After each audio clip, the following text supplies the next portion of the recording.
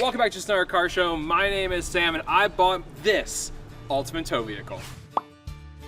Once upon a time, I bought a 1969 Ranchero. I spent about a year and a half, 2 years rebuilding that entire car, new engine, new everything, and I was building it to kind of be like my daily driver classic car thing. It was also very utilitarian. It was supposed to be like it had a truck bed, I could put things in it and it would be great. Well, really wasn't as utilitarian as I thought it was gonna be, honestly. You really couldn't put much in it. If you did, you had to take tonneau cover off. Nothing, the bed wasn't very deep. It held plenty of stuff. It just like wasn't perfect. So I decided that it was time to upgrade. Hell of an upgrade. It's a hell of an upgrade. So I went from a little old 5-liter Ford to a 7.5 liter big block 1991 F250 super cab long bed. Hell yeah. It's a big boy. This truck is original 76,000 mile truck. It was bought in 1991, one owner at that point. They used it for towing, and there are 125 gallon tanks of fuel in this thing. Jeez. So 40 gallon in the front and 85 gallon in the rear. It was used for fifth wheel towing for RVs and stuff, and then it was sold to a family, and they drove it to basic Home Depot and back most of the time.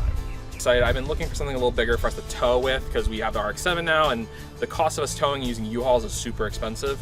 I found this guy on Facebook Marketplace, and then I also found a couple other trucks. I went and looked at a couple other trucks, and I ended up showing options to a couple of the homies and Ben and everyone else. This one, everyone was like, that's the truck. It's newer than I wanted to buy. I wanted to buy an old 70s or 60s truck, but honestly, this thing was perfect. It has all of the options. So I went and bought this thing, and then a few days later, I sold the Ranchero. Damn.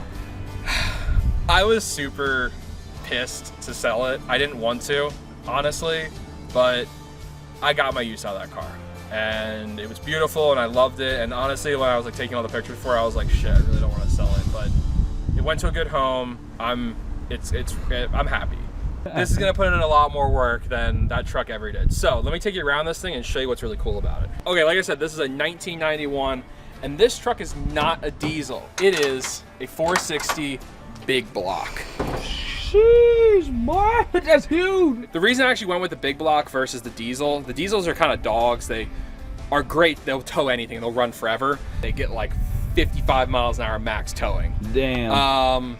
Wait, they can't like pick up that much speed towing? They really can't. I mean, they can, but they're just not made to. This truck actually out-towed at its higher RPMs those diesels all day of the week before they put the turbos on the diesels. When they put turbo diesels in them, different story. Okay. But these style trucks, the 460 was better. So nice. I also love big blocks. Yeah, it's a big block. Yeah. Now I'm gonna show you the interior of this truck, because this isn't just a normal XLT. This is a Lariat. Woo! So this was the top trim back in the day. Back in what, 91? Yeah, 1991. So if you look in here real quick, it is beautiful. It does look real nice. Look, these are those old cushy sheets your mom used to have in her station wagon with the armrest. You got the nice carpet. Listen, it's not the best interior in the world. It does have some problems. It needs to be shampooed. I have a couple things I need to do to it. But this truck has cruise control, power locks. It's got AC in it. Someone at some point in time installed trailer brakes on this, so I already have a trailer brake hookup for this, which is awesome. Nice. Which means when we buy a trailer eventually, we'll have really good trailer brakes. This center console is huge. Like, this is in here. Oh, damn. This thing's gonna get some upgrades. Like, I'm gonna get some Bluetooth in it and possibly a couple other things in the interior at some point, but this is pretty set. So this is also a super cab. Okay. So we have, it's a little dirty back here, but oh, damn, we got a whole bench back there. We got full back seats. This was super important to me when I was looking at trucks. There are plenty of single cab trucks on the market that I could buy, and that would have been fine. Honestly, the super cab or crew cab would have been the best thing. Crew cabs are just like so expensive. Yeah. Ideally, like, we would not have to drive a secondary car to the track, right? We could put everybody in the truck and we're good to go. Once this thing is feeling really reliable, that's probably what we're gonna end up doing a lot. And also, you know, it gives us space. We can throw things in the back of this thing, lock them up inside the truck, and like, we're good. We're not just having a small cab, you know? Right.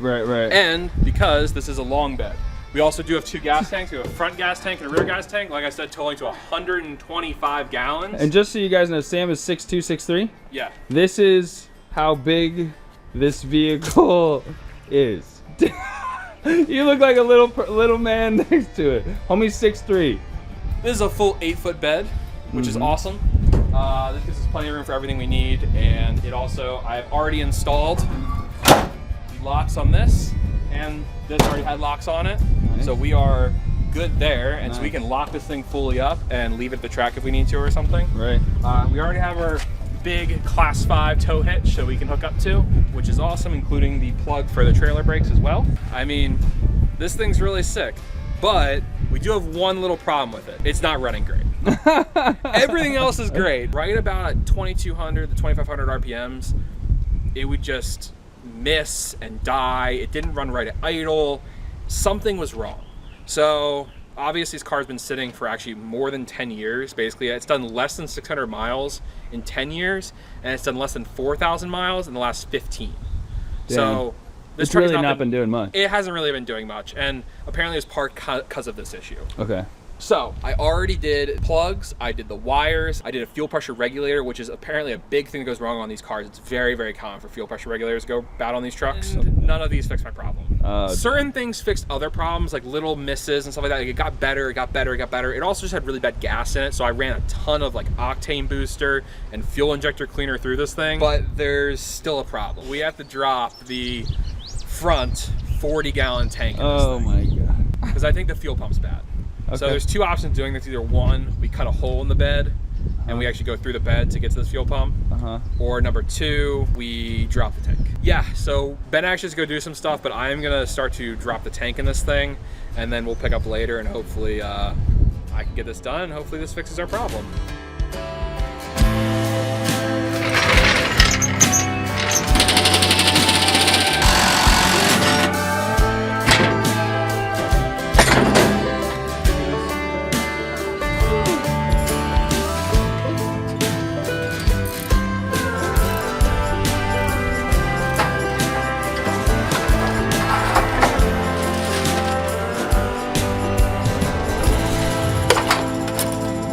Why do you not want to go on? See that? Oh! Oh shit, did it pop out? Oh, it did it! I heard it click. I heard did it it. click. It did it. Holy Just so you guys know.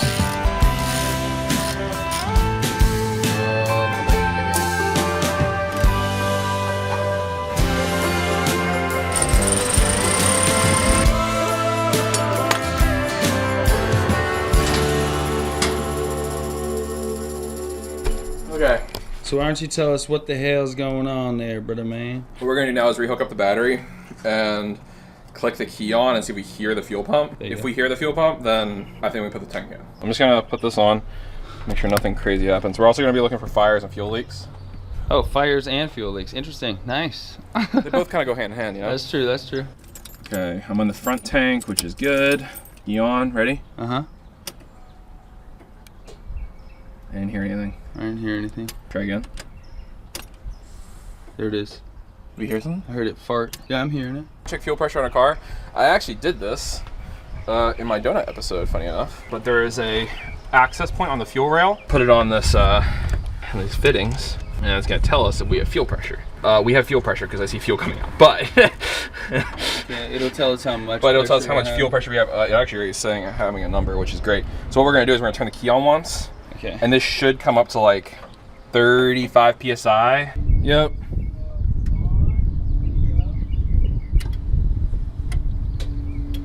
I mean, that came up to like 20. Turn it on again. Came up to 35. Do it one more time. 35 might just be the number. Yeah, I think it stays at like 35. Because I think I saw the fuel pressure regulator just do its thing. Cool. This is good. I don't think it came up that fast before. Are you done with this thing? This is a little nifty thing to release pressure. Oh. Spat a little fuel out. Oh. All right, just pissing on the driveway. Damn, son.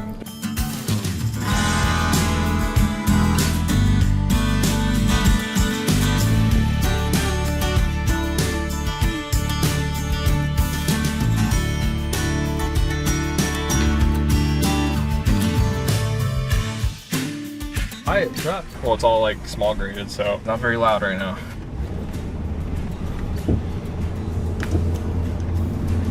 Whoa. I'm gonna put it in first. You want to get out on a main road? Is it going to give it like... That's the first time I was right past 3K. Oh, shit. Yeah, that was it. All right, here we go. We're on the main road, people. Now you know. Let's see if it downshifts. Let's hit it. Didn't downshift, but I don't think it needed to right there. Holy shit, bro. It's picking up. Holy shit. Okay, we don't know how the brakes are, dog. Okay, the brakes work. I know how the brakes are. A lot of Dude, power. that's gonna be fine. Sam spent how many dollars on this truck? 4250. Original 76,000 mile. Holy shit. And look at how big this back seat is and how big. Oh man, this was a fucking gem. I'm gonna cut on camera because Yeah, it works. yeah, Let's see if this works. Jeez, boy. Fuck yeah, dude. Okay. Drove it that day and it drove great. We went into AutoZone later and it didn't drive great anymore.